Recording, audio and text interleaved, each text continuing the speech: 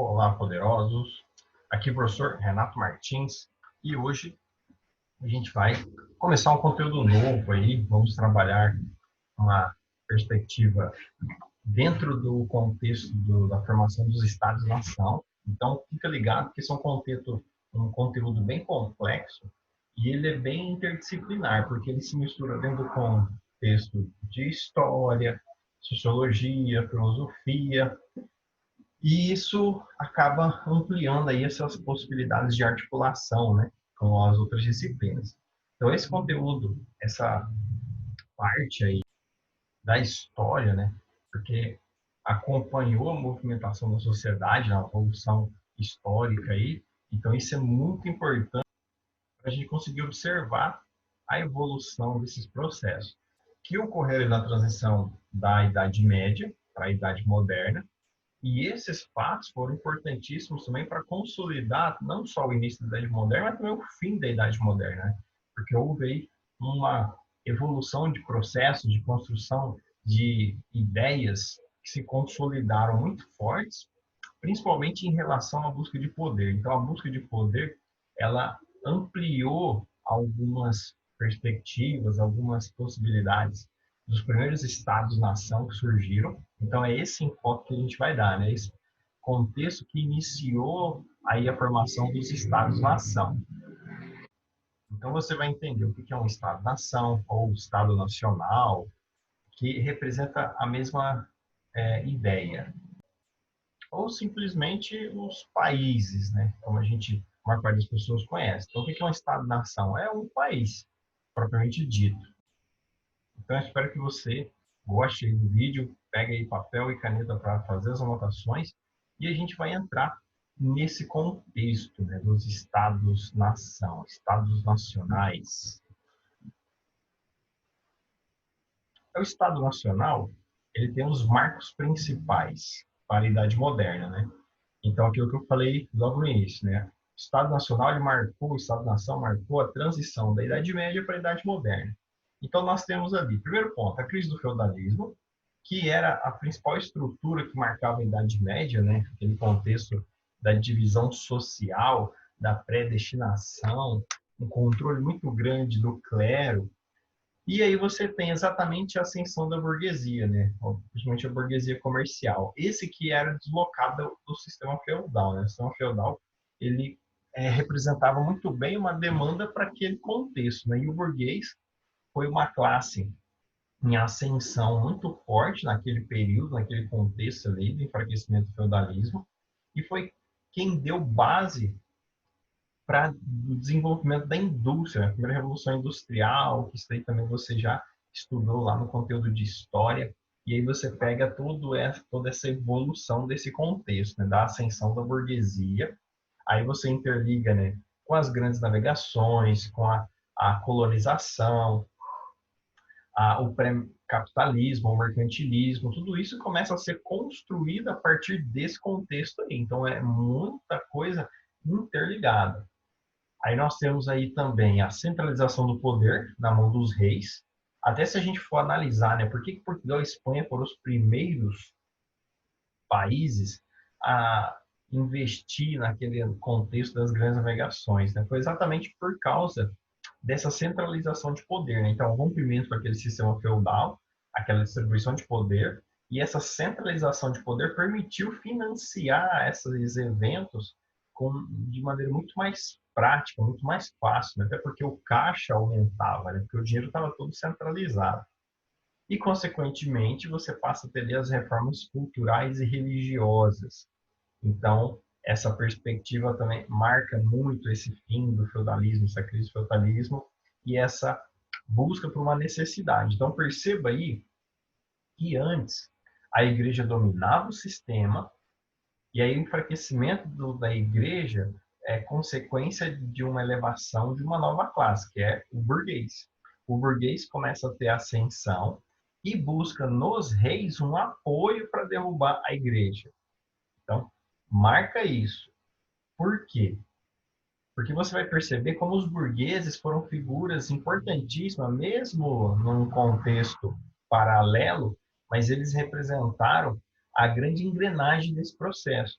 Então, primeiro eles articularam com os reis, para os reis se romperem com a igreja, né, promover as reformas religiosas e deixar de obedecer e pagar imposto para a igreja. Então, começa a centralizar o poder e a definir, então, essa configuração política. E aí, futuramente, a gente vai entender que os burgueses, depois de estruturar a indústria, eles colocam quem? O povo contra os reis. Daí começam lá as revoltas, principalmente no continente europeu, onde tudo isso foi primário, né? Então, exemplo da Revolução Francesa, né, que derrubou a monarquia e fez ascender um novo sistema, né, que foi a democracia, né, o poder que emana do povo, né, que na verdade é toda uma maquiagem exatamente para disfarçar o poder da burguesia. Então, a burguesia, durante aí os séculos, ela veio articulando e sabendo jogar muito bem esse xadrez geopolítico, né? Tanto no âmbitos nacionais quanto âmbitos internacionais. E a gente percebe que hoje a representação da burguesia é imposta aí pelas grandes multinacionais, que define o poder de todo o sistema econômico do mundo, né? Mas vamos lá, a gente vai discutindo a mais e entendendo todo esse contexto que eu acabei de colocar, né? Então lá, Estado Nacional, resultado de uma aliança entre rei, burguesia e setores da nobreza. E aí você percebe o quê? Que o clero ficou de fora, que é o que eu falei antes. Então foi exatamente essa aliança que enfraqueceu e derrubou o clero. Interessados no fortalecimento do poder real para sua própria segurança. Então ninguém queria mais pagar imposto. Na verdade, o rompimento com a igreja, com o clero naquele momento, era simplesmente para deixar de pagar imposto para a igreja. E aí você teria um aumento do seu caixa, né? Maior liberdade também de desenvolvimento das suas políticas. O rei foi o elemento unificador de uma nobreza em crise. Aquele sistema feudal, né? Então, quando a gente fala de nobreza, a gente está se referindo àquelas várias estruturas feudais que formavam os territórios, não formavam um estado nacional, né? Formavam amplos territórios que não tinham limites, mas tinham fronteiras, porque ninguém se preocupava em demarcação específica, né, de territórios, porque a influência estava relacionada nesse domínio e não existia aquela necessidade de delimitação de território para a exploração do território, porque a principal atividade era a agricultura. Então, a agricultura era mais limitada em relação ao espaço, também por causa do contingente demográfico daquele período. Aí a burguesia promoveu o financiamento do próprio Estado Nacional.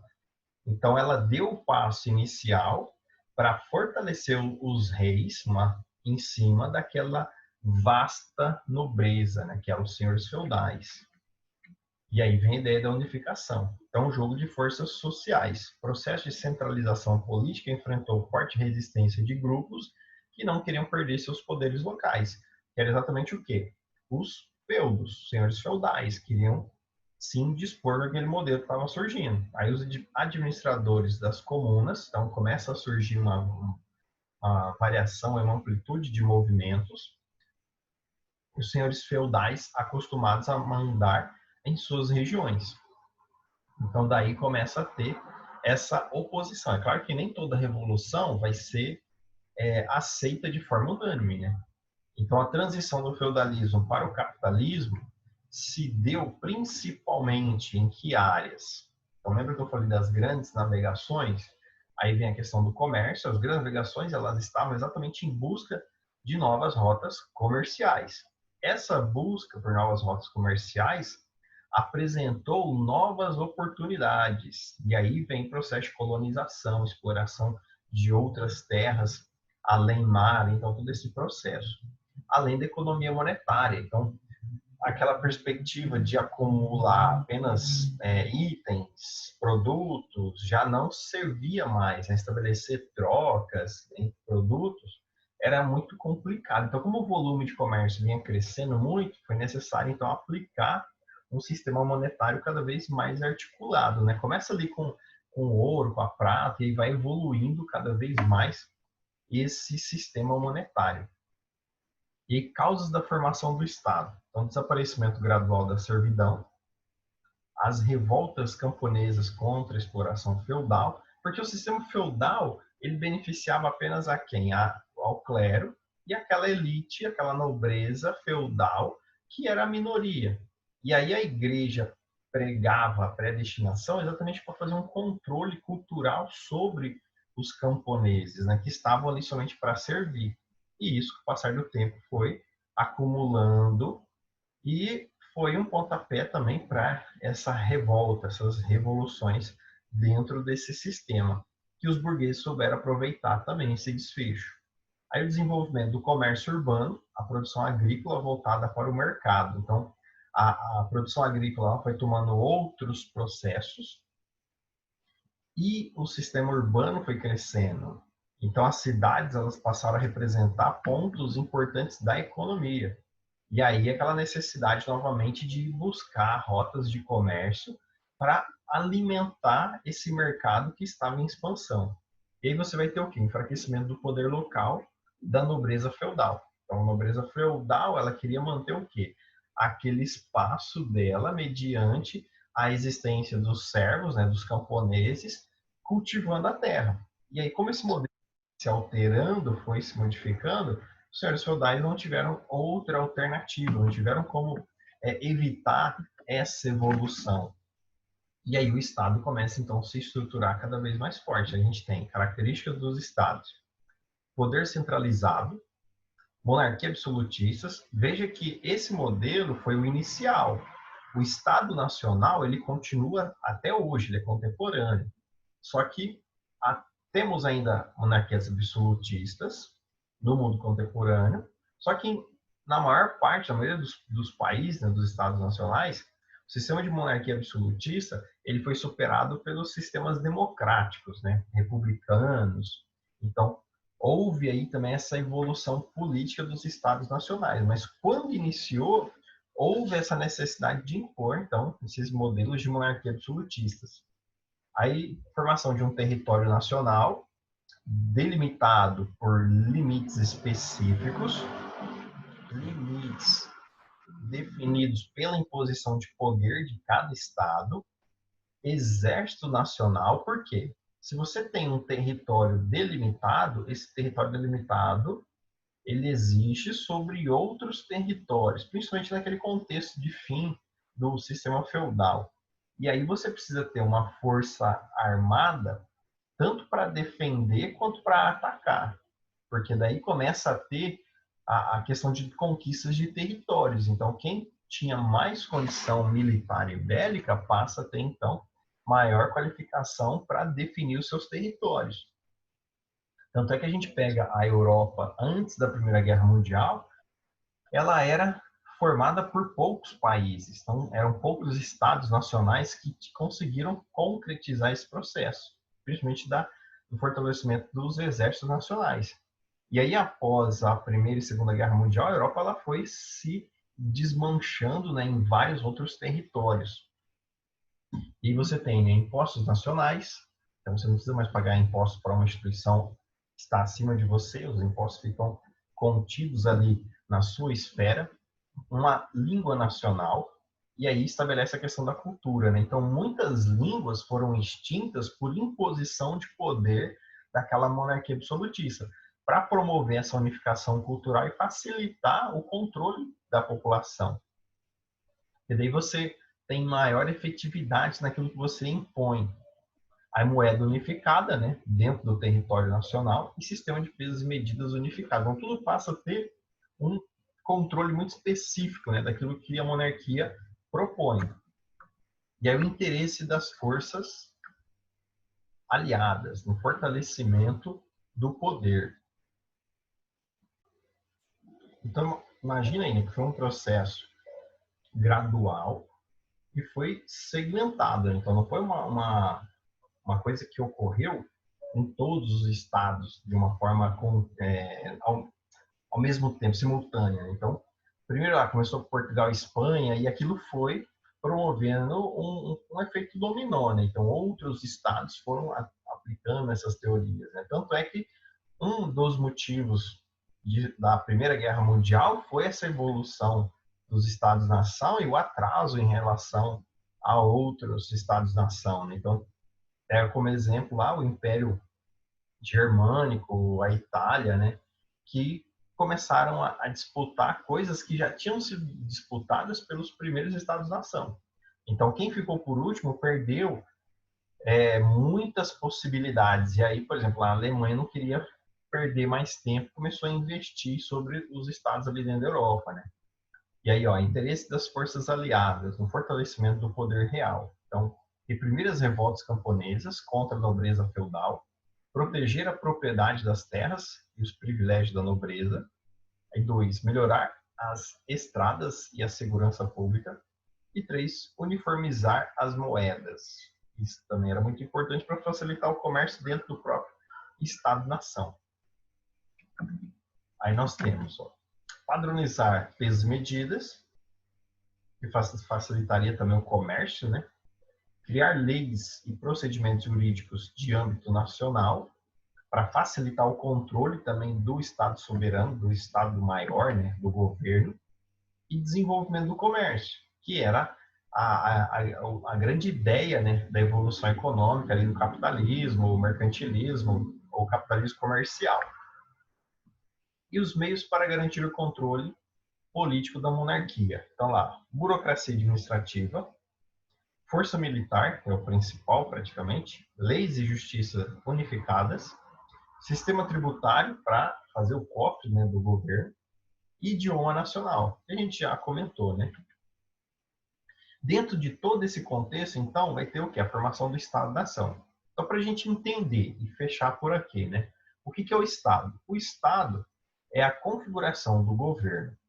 Um governo, ele se forma, ele existe se ele tiver um território. E esse território, ele só é definido por meio do poder que o governo exerce por aquele território. É mais ou menos assim, você tem a sua casa, se aquela casa é sua, você pode criar as suas regras para dentro daquela casa. E aí você manda no território porque você tem poder sobre ele. Agora, se você estiver na casa de outra pessoa, você não tem poder sobre aquela casa, então você não pode definir regras para aquele local. Você tem que obedecer aquelas regras que já existem antes de você ter chegado lá. Então, entende aí? Sem um território, não existe governo. O governo só existe se ele tiver uma área. O que é o território? É o espaço que ele vai exercer a sua influência. E ele só consegue defender esse território por meio do poder. Mas que tipo de poder é esse? Poder nessa configuração de Estado-nação, existem dois tipos: poder econômico e poder político. O que seria o poder político? Está definido por meio das relações diplomáticas. Então, a intermediação política refere-se a resolver problemas de forma diplomática, né, na argumentação. Quando isso falha, aí você precisa de meios financeiros, seja para comprar território, seja para equipar um exército. Então você pode estar pensando aí, uma forma de resolver um atrito entre dois países é a guerra, mas para você vencer uma guerra você precisa de dinheiro. E além de dinheiro, que seria o poder econômico, precisa de aliados, que seria o poder político. Então, quanto maior for seu poder político e poder econômico, melhor vai ser a sua posição quanto Estado-nação. A nação, ela é formada por uma sociedade. E aí essa sociedade, ela precisa ter padrões.